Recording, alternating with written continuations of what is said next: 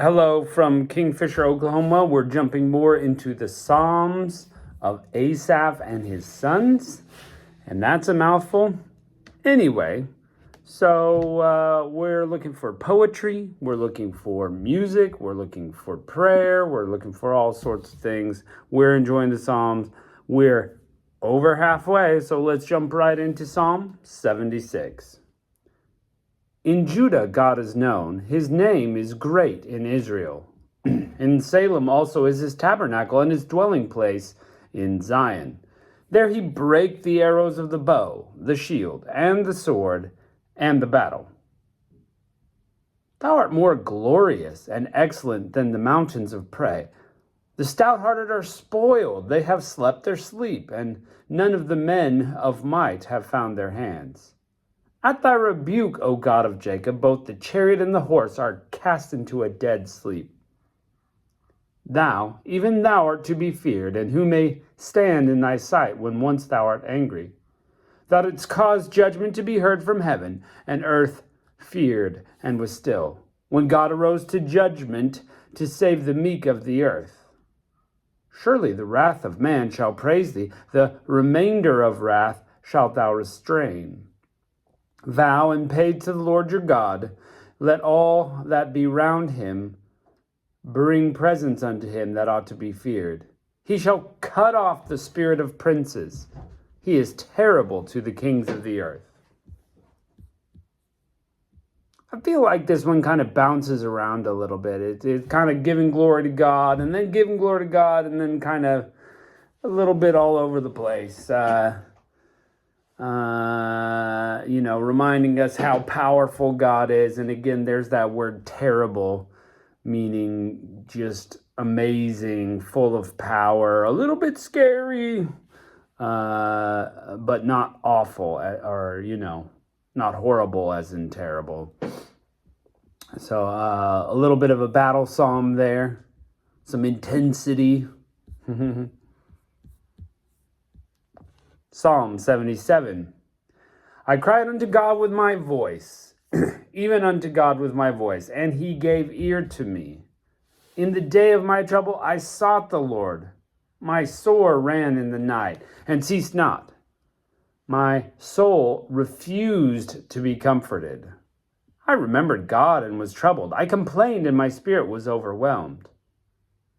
Thou holdest mine eyes waking. I am so troubled that I cannot speak. I've considered the days of old, the years of ancient times. I called to remembrance the song in the night. I commune with mine own heart, and my spirit makes a diligent search. Will the Lord cast off forever? Will he be favorable no more? Is his mercy clean gone forever? Doth his promise fail forevermore? Hath God forgotten to be gracious? Hath he in anger shut up his tender mercies? And I said, This is my infirmity, but I will remember the years of the right hand of the Most High. I will remember the works of the Lord. Surely I will remember thy wonders of old. I will meditate also of all thy work, and talk of thy doings. Thy way, O God, is in the sanctuary. Who is so great a God as our God? Thou art the God who doest wonders. Thou hast declared thy strength among the people. Thou hast with thine arm redeemed the people, O sons of Jacob and Joseph. The waters saw thee, O God, the waters saw thee. They were afraid. The depths were also troubled. The clouds poured out water. The sky sent out sound. Thine arrows also went abroad. The voice of the thunder was in heaven. The lightnings lightened the world. The earth trembled and shook. Thy way is in the sea, and thy path in the great waters. Thy footsteps are not known. Thou leddest thy people like a flock by the hand of Moses and Aaron. So we just right at the end get a little reference to maybe the great works in Egypt. The whole psalm is, not just about Egypt. I mean, it gives a broader picture. I actually like this one. Interesting things. I really liked the section in the middle where it was questions. Will the Lord cast off forever? Will he be favorable no more? These are negative questions, but again, I feel like it's great to be able to express our difficulties to God, and we should do it. He's the one he's the one that can handle it. He's the one that can do something about it. So give him your difficult questions. Lord, did you forget to be gracious to me? Because it feels like my life is really hard right now. Is your promise going to fail forever? Or are you going to answer?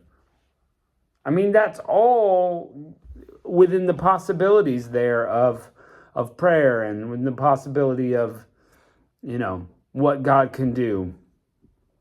And then, of course, some great thoughts about power, your strength among the people, your arm redeemed the people. That's pretty classic Psalms. And then the end, I love these pictures. And of course, this is also what we're looking for in the Psalm, these great pictures. The waters saw thee. Oh God, the waters saw thee. They were afraid. Can water be afraid? The depths were troubled, stirred up maybe.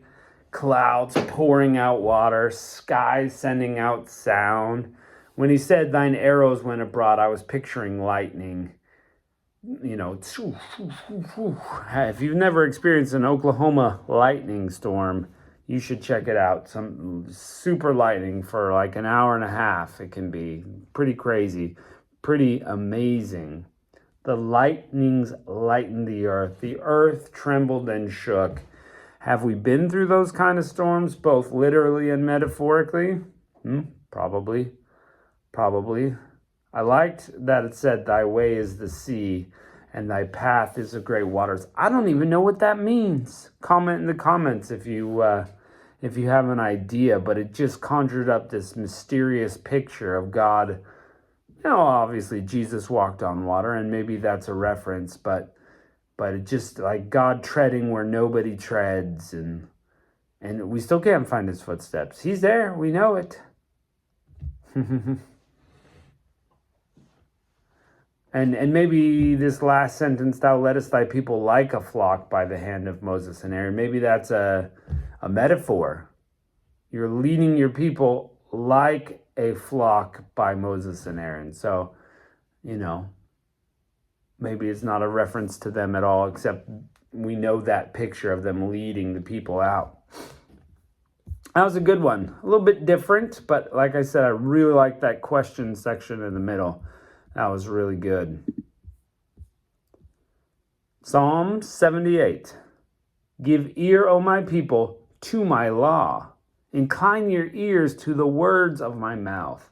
I will open my mouth in a parable. I will utter dark sayings of old, which we have heard and known, and our fathers have told us. Will we not hide them from our children? We will not hide them from our children, shewing to the generation to come the praises of the Lord and his strength and his wonderful works that he has done.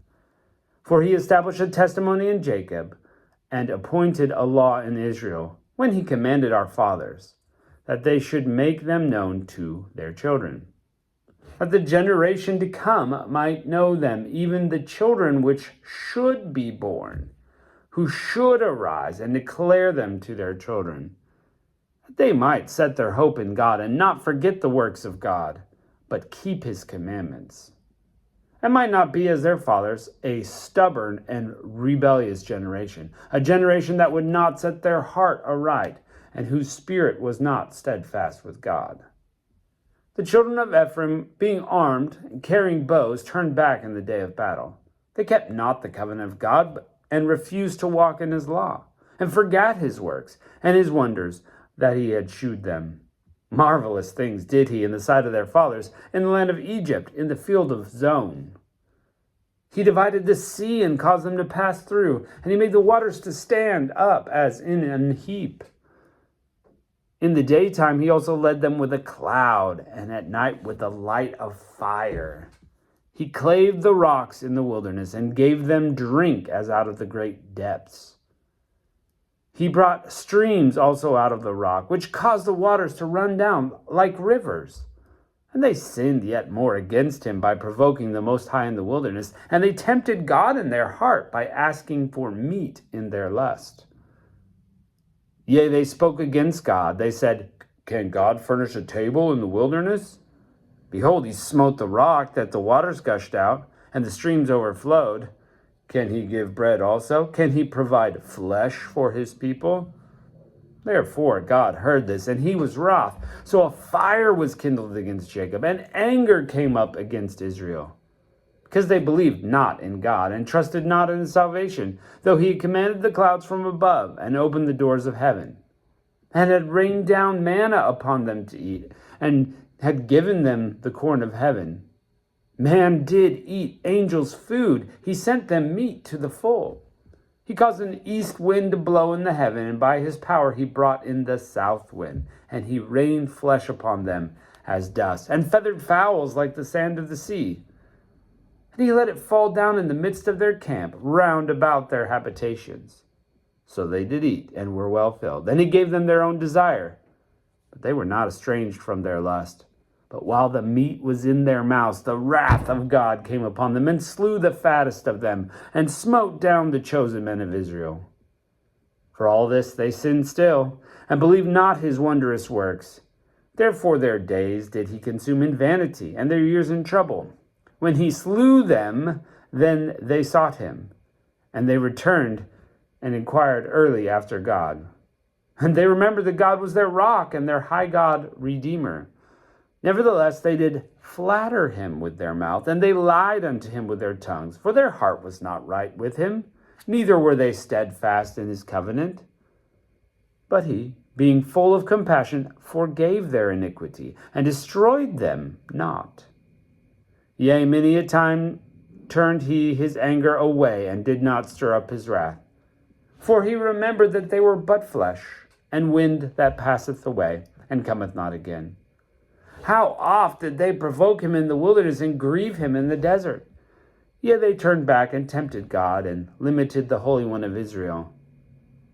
They remembered not his hand, nor the day when he delivered them from the enemy, how he had wrought his signs in Egypt, and his wonders in the field of Zon, and had turned their rivers into blood, and their floods that they could not drink. He sent divers sorts of flies among them, which devoured them, and frogs, which destroyed them. He also gave the increase unto the caterpillar, and their labor unto the locust. He destroyed their vines with hail, and their sycamore trees with frost. He gave up their cattle also to the hail, and their flocks to hot thunderbolts. He cast them upon the fierceness of his anger, wrath, and indignation, and trouble, and sending evil angels among them.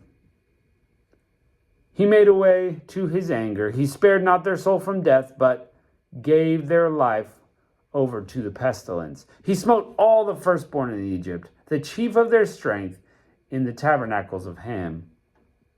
But made his own people to go forth like sheep, and guided them out of the wilderness like a flock.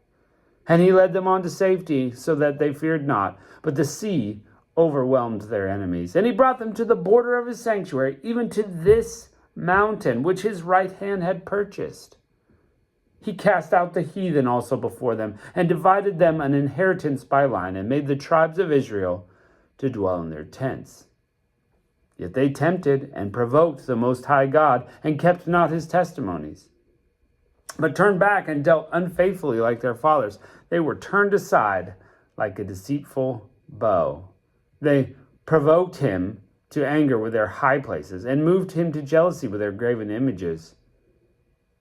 When God heard this, he was wroth, and greatly abhorred Israel, so that he forsook the tabernacle of Shiloh, the tent which he had placed among them, and delivered his strength into captivity, and his glory into an enemy's hand. And he gave over his people also into the sword, and was wroth with his inheritance. The fire consumed their young men, and their maidens were not given to marriage. Their priest fell by the sword, their widows made no lamentation. The Lord was awakened as one out of sleep, and like a mighty man that shouteth by reason of wine. And he smote his enemies in the hinder parts. He put them to a perpetual reproach. Moreover, he refused the tabernacle of Joseph, and chose not the tribe of Ephraim, but chose the tribe of Judah, the Mount Zion which he loved. And he built a sanctuary like high places, like the earth which he had established forever. He chose David also for his servant, and took him from the sheepfolds. From following the ewes, great with young, he brought him to feed Jacob his people and Israel his inheritance. So he fed them according to the integrity of his heart and guided them by the skillfulness of his hands. Well, if that's not a summary of, Exodus through Samuel, I don't know what is. That's good. A lot of high points. And again, just brings to memory, poetically, of course, bringing to memory all the events of the Exodus, of them getting all the way from Exodus to David, and all the events that happened, how they were, continually not following God, kind of thumbing their nose at him and doing their own thing. And that's all in there. So that's like almost a tragedy. But it ends on a high note with David. But just to hear, God did all these marvelous things, but you didn't follow him, but you were in sin, but da-da-da-da-da. And this is a good one. Yeah, good summary. So if you wanted a short way to read all those things, this is the psalm for you. So, another great one. Well, thanks for joining us today, and we're going to plunge right into the Psalms as we go. So, we'll catch you next time.